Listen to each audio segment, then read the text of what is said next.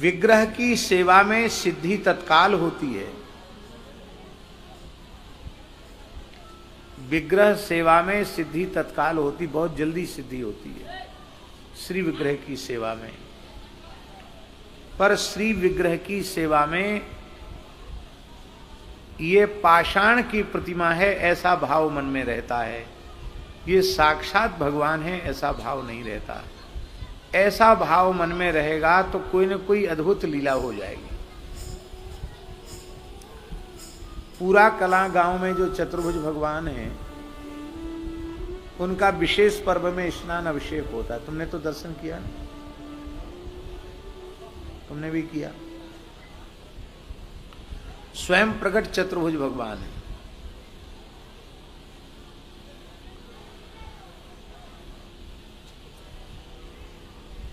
इतने बड़े हैं, इतने चौड़े हैं, वजनदार हैं, एक व्यक्ति उठाकर उनको नहीं रख सकता।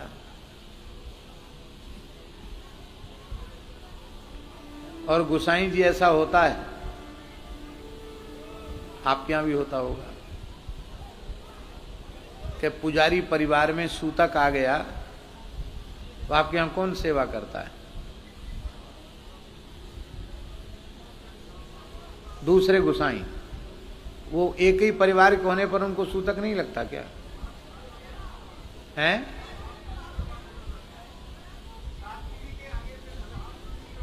सात पीढ़ी के बाद नहीं लगता, ठीक। कहीं कहीं मंदिरों में ऐसा भी होता है कि पुजारी अपनी बहन के लड़कों से पूजा करा देते हैं, भांजों से। क्यों? उनका गोत्र बदल गया ना, तो उनका गोत्र पर मामा जी के भांजे हैं, इसलिए मातृकुल का तो है ही है वो, तो इसलिए मंदिर में प्रवेश करने का, जनेऊ पहना है तो मंदिर में प्रवेश करने का अधिकार है। तो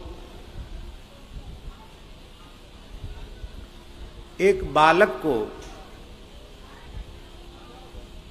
जो उस परिवार का भांजा ही लगता था,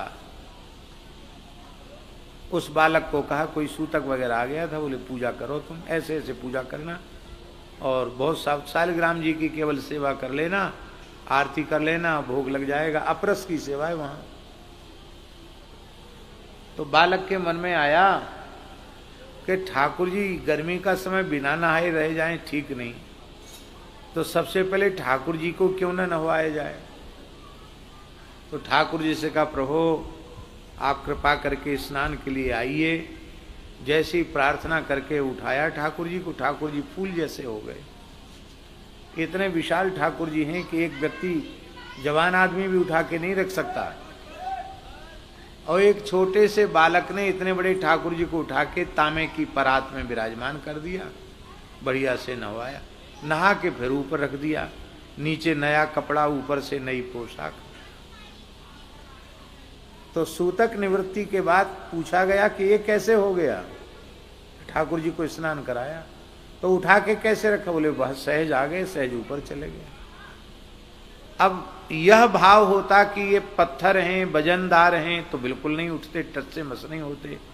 ये साक्षात भगवान है ऐसा भाव बना, तो ठाकुर जी ऊपर से नीचे भी आ गए, नीचे से ऊपर भी चले गए।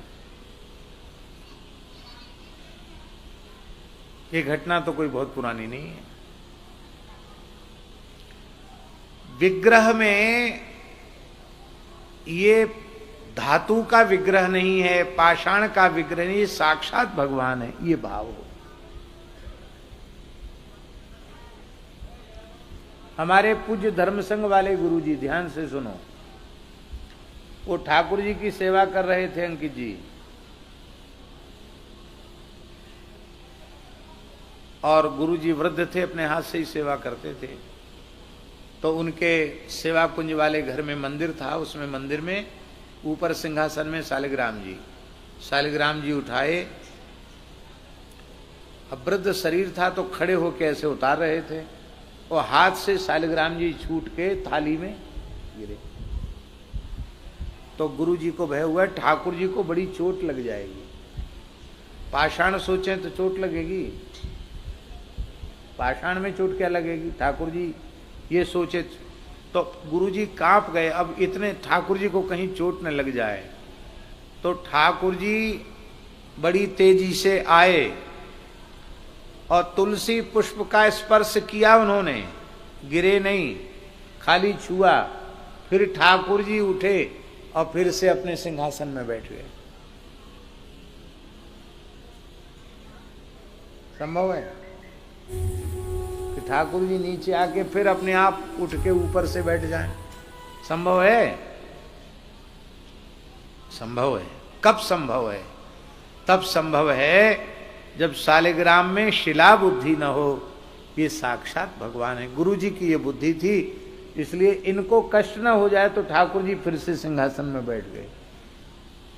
तो उनकी इस लीला को देखकर गुरु जी बहुत जोर से हंसे। माता जी ने पूछा कि अरे आप पूजा में हंस क्यों रहे हैं? बाद में बताया, हमको भी उन्होंने ये घटना सुनाई। इसलिए भगवत सेवा, पूज्य पंडित जी महाराज शालिग्राम जी को जब घी लगाते थे गिरिराज जी को, तो इतना वात्सल्य भाव कि क्या कहें। उनके वात्सल्य भाव के कारण पंडित जी को अनुभव होता था कि शालिग्राम जी गिरिराज जी पिलपिले हो गए, कोमल हो गए। चित्रकूट में एक भजन करने वाली सिद्ध माता जी थी, वो किसी के शालिग्राम जी को छू दें तो शालिग्राम जी एकदम गुलगुले वैसे हो जाते थे, पिलपिले से हो जाते थे। उनका इतना वात्सल्य भाव था, ठाकुर जी दबने लग जाते थे। वो घबरा जाते थे कि हमारी ठाकुर जी को क्या हो गया।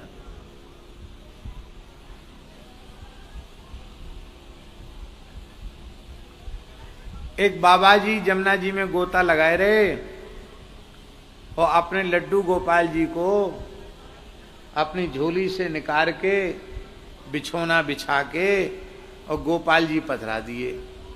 जय जय, थोड़ी धूप सेको, गोता लगा के जमुना जी में आओ तब आपकी सेवा करूंगा। अभी स्नान नहीं किया मैंने, ठीक से स्नान नहीं किया।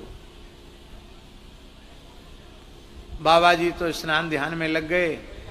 तब तक एक गोपी आई, जल भरवे जमुना जी में, देख के रोवे लग गई। अरे राम राम, देखो लाला के हाथ पांव सबरे टेढ़े है। लड्डू गोपाल तो ऐसे होते ही, देखो हाथ मुड़ गए, कमर मुड़ गई, पांव टेढ़े है गए। अरे राम राम राम राम, अरे निर्दयी बाबा जी तेने कहा कियो, या थैला में ठूस के गोपाल जी को हाथ पांव टेढ़े कर दिए। तो घड़ा तो धर दियो और गोपाल जी को बिछोना से उठा के लाला लाला, हाथ पांव खींचवे लग गई। सूट वो कहने, सूट वो, हाथ पांव सूटवे लगी। ठाकुर जी ने पांव सीधे कर दिया, हाथ सीधे कर दिए, सीधे ठाणे है गए। अब वो सीधो खड़ो करके चले गई ठाकुर जी को। अब बाबा जी बेचारे आए, स्नान ध्यान करके आए तो ठाकुर जी बदल गए। पहले लड्डू गोपाल जी सब सीधे खड़े हो गए। बाबा रोने लगे, हमारे ठाकुर जी ले गयो और दूसरे ठाकुर जी पधराए गयो। गोसाई श्री विठलनाथ जी आए, बोले न तो दूसरे आए और न दूसरे पधरे, तुम्हारे ही ठाकुर जी हैं। ये गोपी है, जाने तुम्हारे हाथ पांव सूट के ठाकुर जी सीधो कर दियो। अरे महाराज कैसे हो गया? बोले तुम इनको धातु की प्रतिमा मानते हो, इन्होंने साक्षात बालकृष्ण माना। एक और हम उदाहरण आपको देते हैं। एक ब्राह्मण के मन में धन की कामना उत्पन्न हुई, बहुत गरीब ब्राह्मण था। तो धन की कामना से उस ब्राह्मण ने किसी संत के पास जाकर प्रार्थना की कि प्रभु मेरे ऊपर कृपा कीजिए, कुछ आशीर्वाद दीजिए, हम बहुत गरीब हैं, हमारे पास कुछ धन हो जाए।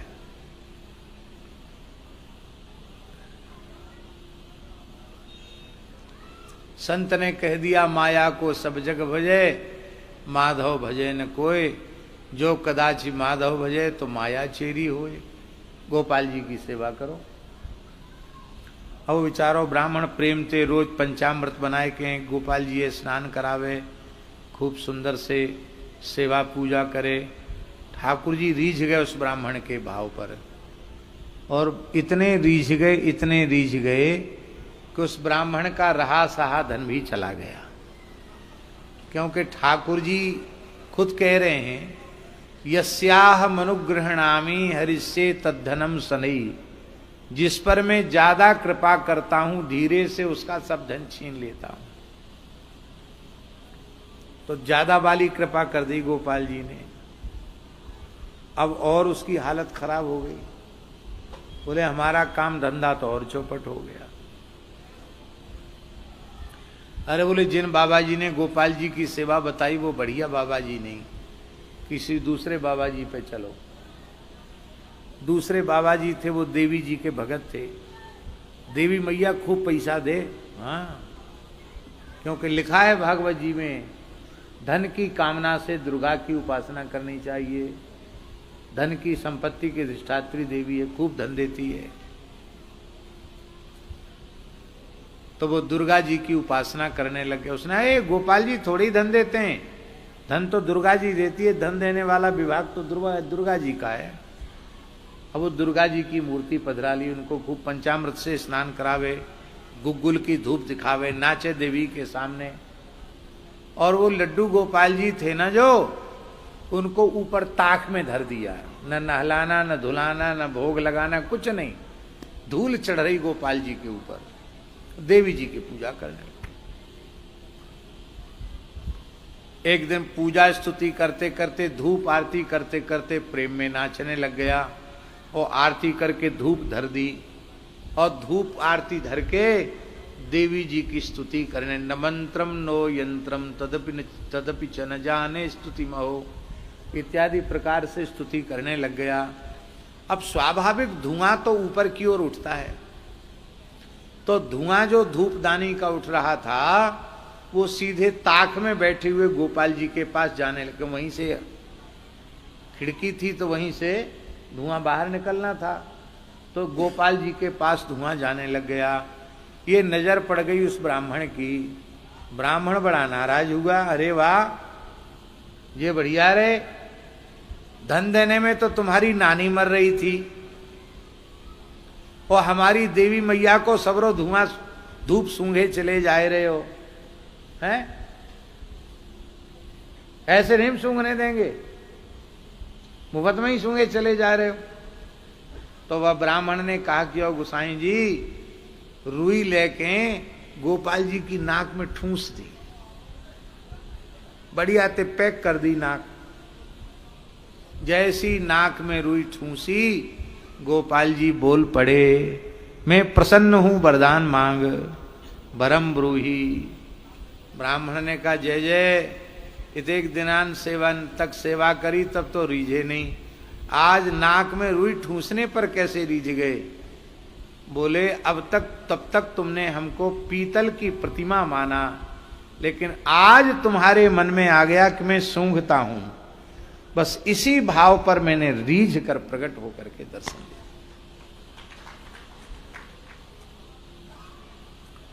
भक्तों के साथ ठाकुर जी प्रत्यक्ष वार्तालाप करते हैं, प्रत्यक्ष वार्तालाप करते हैं। बोलो भक्तवत्सल भगवान की जय।